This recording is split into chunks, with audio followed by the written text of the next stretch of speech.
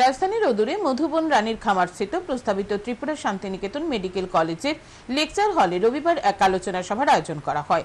বর্তমান যুব সমাজকে উদ্যোগপতি হিসেবে গড়ে তুলতে উদ্বুদ্ধ করতে এই আলোচনা সভার আয়োজন করা হয়। পাশাপাশি যুব সমাজকে সদর্থক মানসিকতায় উদ্বুদ্ধ করতে সংবাদ মাধ্যমের ভূমিকা নিয়ে এই দিন আলোচনা করা হয়।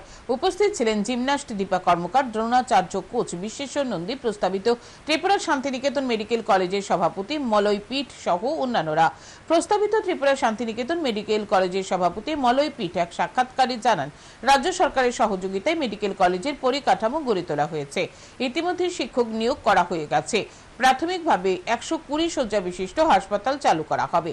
সরকারি অনুমোদন পাওয়ার পর হাসপাতালের বহির্বিভাগে পরিষেবা চালু করা হবে। বহির্বিভাগে চিকিৎসকরা বিনামূল্যে পরিষেবা প্রদান করবেন। আগামী 8 মাসের মধ্যে 650 শয্যা বিশিষ্ট হাসপাতালের পরিকাঠামো গড়ে তোলা হবে এবং আগামী 2 বছরের মধ্যে 1100 শয্যা বিশিষ্ট হাসপাতালের পরিকাঠামো গড়ে তোলা হবে। পর্যায়ক্রমে নার্সিং কলেজ, ফার্মাসিস্ট কলেজ চালু করার পরিকল্পনা রয়েছে বলেও জানান তিনি। এরপরে হসপিটাল 120 বেড, এটা আমরা পরিষেবাটা শুরু করে দিতে পারবো 1-1.5 মাসের মধ্যে। আমরা যুদ্ধকালীন ভিত্তিতে হসপিটাল তৈরি করছি। 8 মাসের মধ্যে আমরা পরিকাঠামো তৈরি করে দেবো 450 বেডের হসপিটাল। এরপর অনুমোদনে যে টাইম লাগবে সেটুকু নিলে আমরা স্টার্ট করে দেবো এবং পর্যায়ক্রমে 2 বছরের মধ্যে 1100 বেডের হসপিটাল করবো।